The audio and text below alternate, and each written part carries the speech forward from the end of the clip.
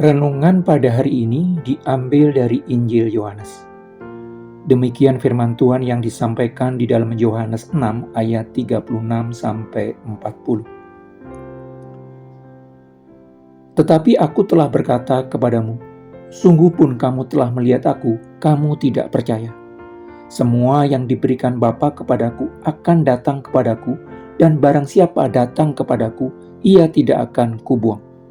Sebab aku telah turun dari surga bukan untuk melakukan kehendakku, tetapi untuk melakukan kehendak Dia yang telah mengutus aku. Dan inilah kehendak Dia yang telah mengutus aku, yaitu supaya dari semua yang telah diberikannya kepadaku, jangan ada yang hilang, tetapi supaya kubangkitkan pada akhir zaman. Sebab inilah kehendak Bapakku, yaitu supaya setiap orang yang melihat Anak dan yang percaya kepadanya beroleh hidup yang kekal, dan supaya aku membangkitkannya pada akhir zaman.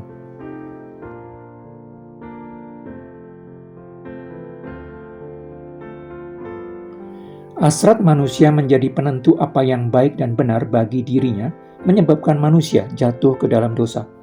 Terjadi keterpisahan antara manusia dengan Allah. Terjadi keterpisahan antara terang kehidupan dengan manusia. Manusia yang hidup di dalam kegelapan tetapi tidak menyadari berada di dalam situasi tanpa cahaya, mengelola hidupnya dengan cara yang baik menurut dirinya sendiri. Hasilnya, penderitaan berkelanjutan. Penderitaan berkelanjutan di bumi akan pasti berlanjut menjadi penderitaan abadi ketika kematian jasmani tiba. Tetapi karena begitu besar kasih Allah akan dunia ini, maka mengirimkan Anaknya yang tunggal ke bumi untuk memulihkan hubungan antara manusia dengan Allah. Sayangnya, manusia yang dikuasai dosa tidak bisa melihat Anak tunggal Allah yang datang ke bumi itu.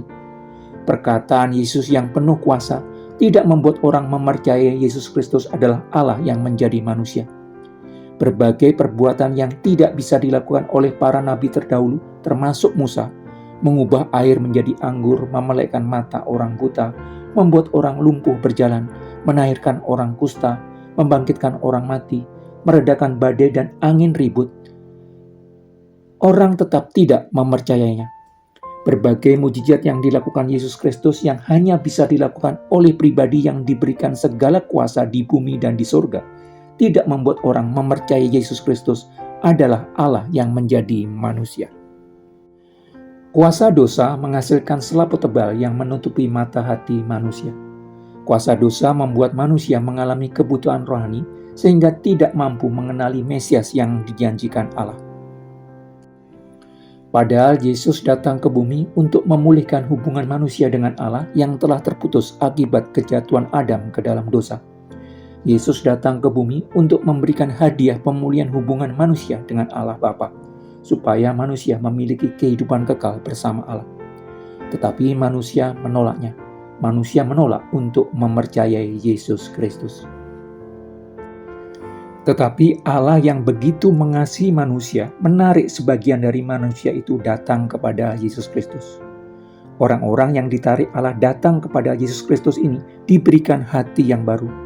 Hati yang baru yang diberikan kepada orang-orang yang mendapatkan kasih karunia ini memampukan mereka mengenali Allah yang datang ke bumi dalam wujud manusia berdaging. Orang-orang yang mendapatkan kasih karunia Allah ini bisa mengenali dan mempercayai Yesus adalah Mesias yang dijanjikan Allah dari perkataan Yesus.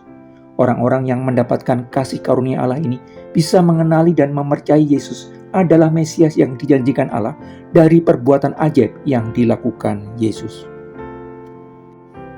Orang-orang yang ditarik Allah datang kepada Yesus Kristus akan mempercayai bahwa Yesus adalah pribadi yang datang untuk memulihkan hubungan manusia dengan Allah. Orang-orang yang ditarik Allah datang kepada Yesus Kristus akan mempercayai bahwa Yesus adalah pribadi yang diberikan segala kuasa di bumi dan di surga, akan memberikan hidup yang kekal.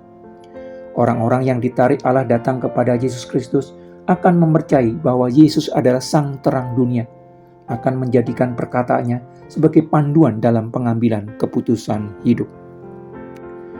Orang-orang yang ditarik Allah datang kepada Yesus Kristus yang menjadikan perkataan Yesus sebagai panduan dalam pengambilan keputusan hidup akan mengelola hidupnya dengan benar. Orang-orang yang ditarik Allah datang kepada Yesus Kristus yang menjadikan perkataan Yesus sebagai panduan dalam pengambilan keputusan hidup akan menempatkan dirinya sebagai kepanjangan tangan Allah untuk mengerjakan kehendak Allah di bumi. Orang-orang yang menjadikan perkataan Yesus sebagai panduan dalam menjalani kehidupan, ketika dihadapkan kepada pengadilan akhir yang dipimpin Sang Hakim Agung, didapati telah mengelola hidup sesuai rancangan Sang Pencipta kehidupan. Orang-orang yang menjadikan perkataan Yesus sebagai panduan dalam pengambilan keputusan hidup, ketika dihadapkan kepada pengadilan akhir yang dipimpin Sang Hakim Agung, didapati telah menjalani hidup dengan cara yang sesuai rancangan Sang Pencipta kehidupan. Kepada orang-orang yang menjalani hidup sesuai rancangan Sang Pencipta kehidupan, inilah Yesus Kristus mengatakan, "Kamu yang diberkati oleh Bapa-Ku, terimalah kerajaan yang telah disediakan bagimu sejak dunia dijadikan."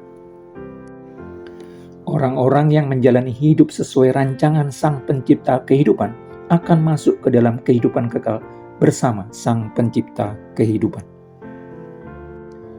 Terpujilah Tuhan yang telah menarik kita datang kepada Yesus Kristus. Terpujilah Tuhan yang telah memberikan hati yang baru yang memampukan kita melihat dan mempercayai Yesus adalah Allah yang datang ke bumi dalam wujud manusia berdaging.